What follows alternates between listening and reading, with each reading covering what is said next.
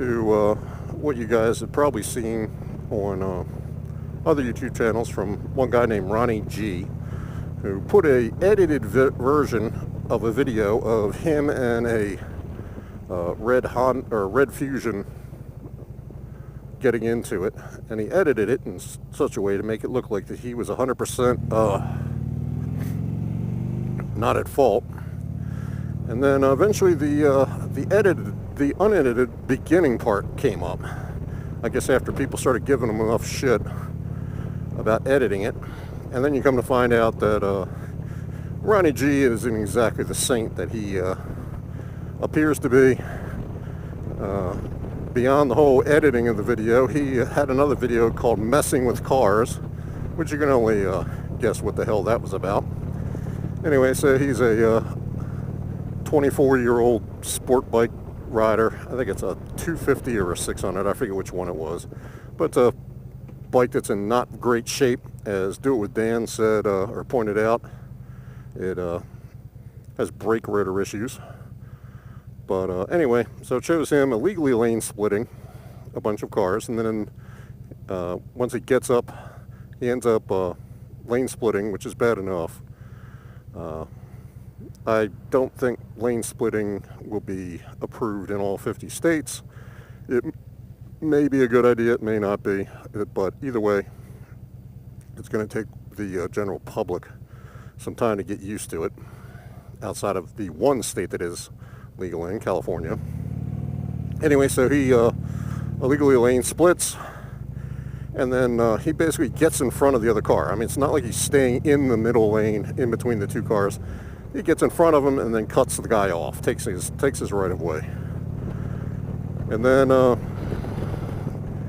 guy in the red car, being a fucking hothead, he's pissed off, so he tries to get ahead of the guy on the right-hand side, and then the bike takes off, smacks his mirror, and then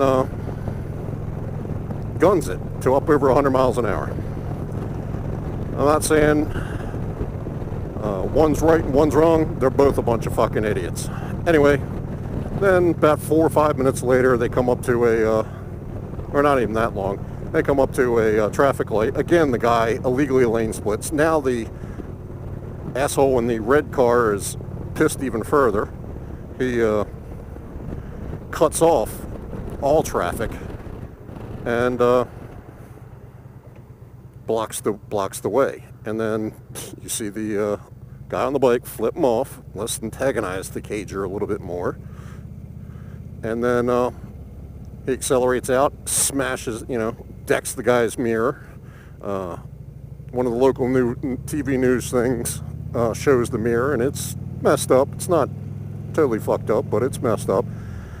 Contrary to, I hit his mirror, but I didn't do anything damage to it. This is after initially he said that he didn't even hit the mirror.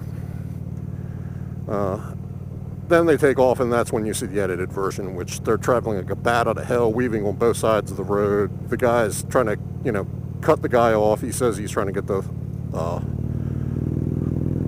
license plate, blah, blah, blah, blah, blah. Anyway, after all this shit goes down, the bike community just goes batshit crazy.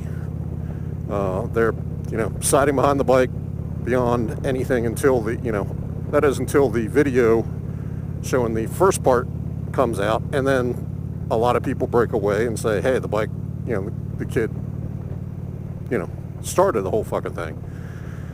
I'm also a hot rodder.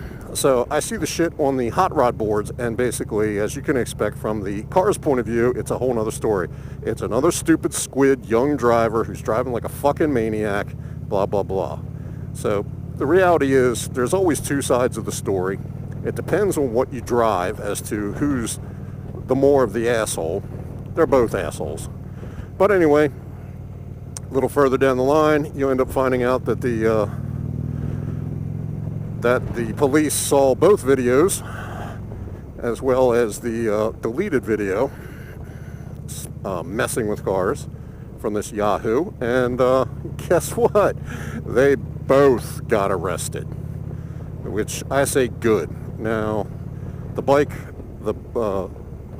rider was only charged with reckless driving. which is up to a $500 fine and up to 90 days in jail. Okay, that's probably not too bad. The car driver, who was like 30 years old, was charged with reckless driving as well as assault with a motor vehicle. And that charge could net him up to a $5,000 fine. Fucking hate the potholes. Anyway, up to a $5,000 fine and up to 5 years in jail. So definitely the bike rider is probably going to get off with less of an issue, depending on his record. And the car driver is going to be seriously fucked. Personally, I think beyond whatever fines and whatever jail time, and I do think both should sit in jail for at least a month or two. But beyond that, I think they ought to get a shit ton of points in their license so their insurance company jacks up their goddamn rates. Because I don't think in the state of Florida they can yank your license just on the first offense for reckless driving. But if they could, hey, I wouldn't mind it one bit. These morons are a menace to the public, and neither of them should be on the road for a while until they cool the hell down.